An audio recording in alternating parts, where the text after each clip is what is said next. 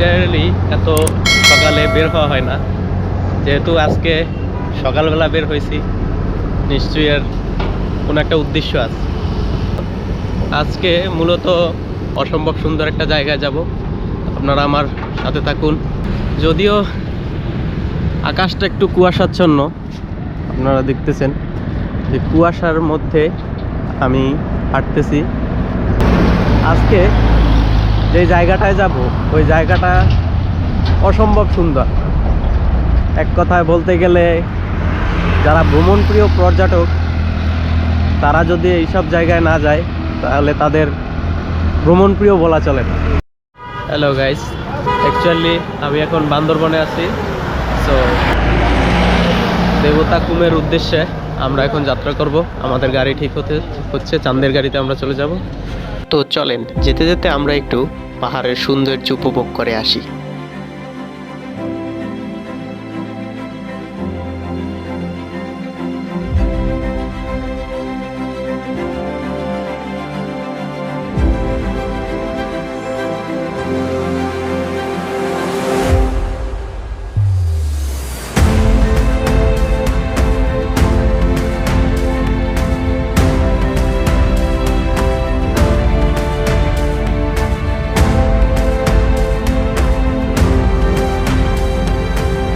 পাহাড়ি আঁকাবাঁকা রাস্তার সৌন্দর্য উপভোগ করতে করতে আমরা চলে আসলাম রোয়াংছড়িতে। আমরা এখন পায়ে হেঁটে চলে যাব সেই নৈসর্গিক সৌন্দর্য দেবতাখুমের উদ্দেশ্যে। এমন একটা পরিবেশে এসে ডানা মেলে উঠতে কার না ভালো লাগে। চলুন আমরা হাঁটতে হাঁটতে প্রকৃতির সৌন্দর্য উপভোগ করে আসি। আপনারা একটু দূরেই দেখতে পাচ্ছেন সামনে সুদূর প্রসারিত একটা পাহাড়। আমরা মূলত ওই পাহাড় ধরে নিচে নেমে যাব এবং শেষ পর্যন্ত দেবতাখুমে গিয়ে পৌঁছাবো।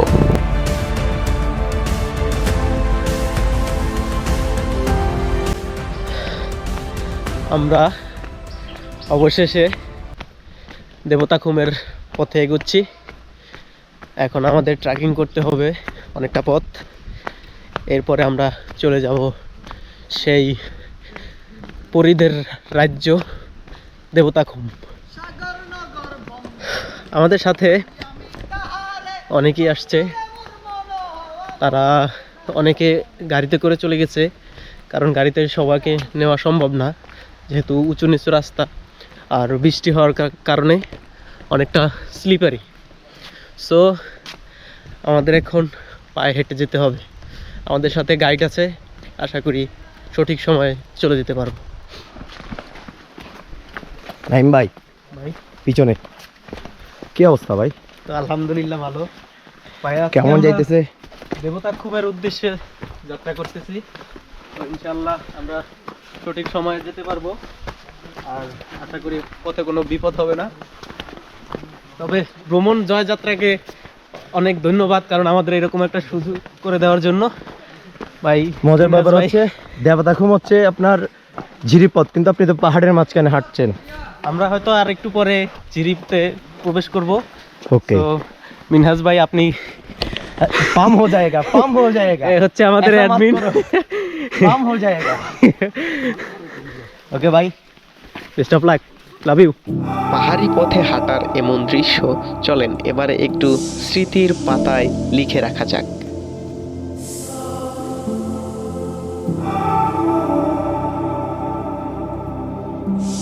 হাঁটতে হাঁটতে বলে দিচ্ছি আপনারা কিভাবে দেবতাখুমে আসবেন। প্রথমে চট্টগ্রাম থেকে বাসে করে আপনারা চলে আসবেন বান্দরবনে। বান্দরবনে এসে আপনারা চাঁদের গাড়িতে চলে আসবেন রোয়াংছড়িতে। রোয়াংছড়িতে এসে আপনাদের একজন গাইড নিতে হবে এবং ন্যাশনাল আইডি কার্ডের ফটোকপিতে সাইন করো তো জেলা প্রশাসকের পারমিশন লাগবে। এরপরে হাঁটতে হাঁটতে যে পাড়াটি দেখতে পাবেন এটা হচ্ছে শিলবান্ধা পাড়া। এখানে মূলত আদিবাসীরা বসবাস করে।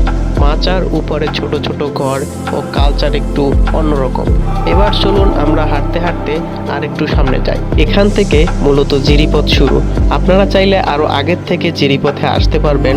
যেহেতু আমাদের হাতে সময় কম ছিল, তাই আমরা পাহাড় ক্রস করে চলে এসেছি এই জিরিপথে। এই জায়গাটা অসম্ভব সুন্দর, চাইলে আপনি এখানে বসে 2-4টা ছবি তুলে নিতে পারেন। চলুন এবার জিরিপথে হাঁটতে হাঁটতে দেবতাখুম যাওয়া যাক।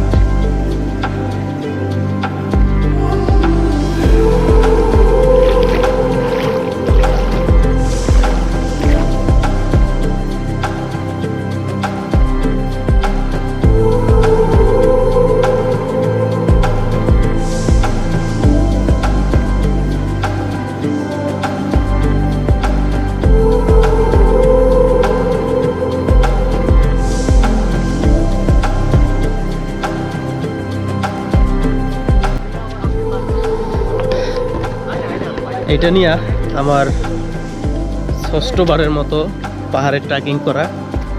তো জীবনে আমরা কি উপার্জন করি, ছোট ছোট কিছু গল্প, কিছু কথা।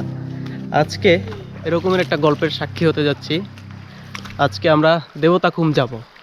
এভাবে ছোট ছোট গল্প নিজের জীবনের সাথে অ্যাড করবেন প্রতিনিয়ত। দুই পাহাড়ের মধ্য থেকে বয়ে চলা এই জিরিপথ ধরে হাঁটতে হাঁটতে আমরা শেষ পর্যন্ত নৈসর্গিক সৌন্দর্য দেবতাখুমে এসে পৌঁছলাম। আমরা এখন দেবতাখুমের শেষ ধাপে আছি। দুই পাশে খাড়া উঁচু পাহাড়ের মাঝখান থেকে নৌকা করে আমরা পরবর্তী ধাপের উদ্দেশ্যে এগুচ্ছি। চারদিকের সৌন্দর্য দেখে মনে হচ্ছে জীবন বুঝি এখানেই সুন্দর। এখানে থেকে যেতে পারলে মনে হয় জীবনটা সার্থক হতো।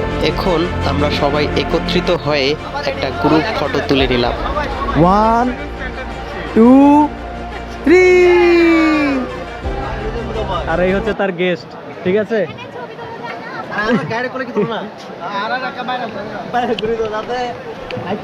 মিনাজ ভাই, এটা কিন্তু আপনার গ্রুপে যাবে ভাই। এই হচ্ছে অ্যাডমিন আর ওই হচ্ছে গেস্ট।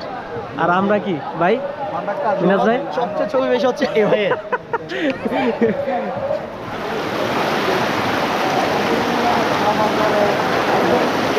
এইরকমের একটা পরিবেশে এসে চা না খাইলেই নয়।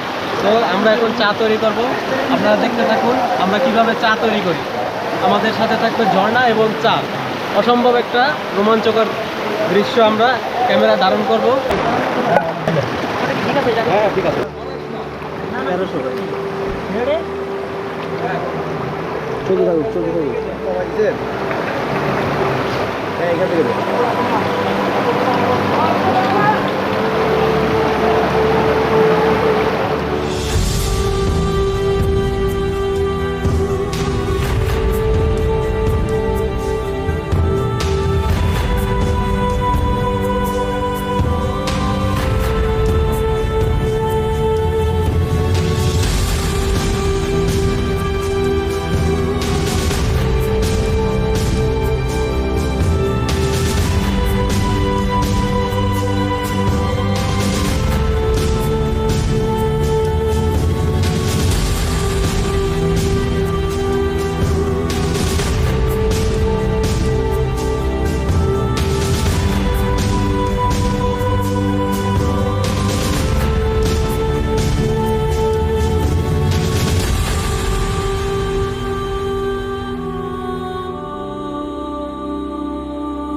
আমাদের চা তৈরি করা হয়ে গেছে, আমরা এখন চা খাবো।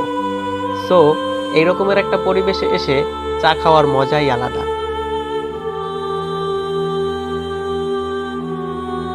মাঝে মাঝে এরকমের সুন্দর পরিবেশে চলে আসবেন। দেখছেন পিছনের জায়গাটা কত সুন্দর। আচ্ছা চলুন আপনাদের আরেকটা জিনিস দেখাই। সামনে ভয়ঙ্কর সুন্দর এই দেবতাখুম। এই দেবতাখুমের সৌন্দর্য আপনারা উপভোগ করবেন। চলেন দেবতাখুমের যে নৈসর্গিক সৌন্দর্য সেটা আপনাদের মাঝে তুলে ধরি।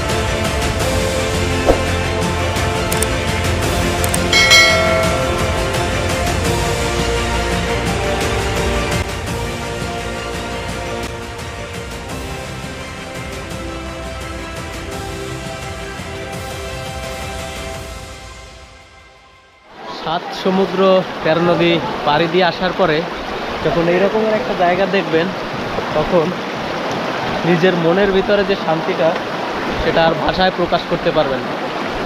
অসম্ভব সুন্দর একটা জায়গা।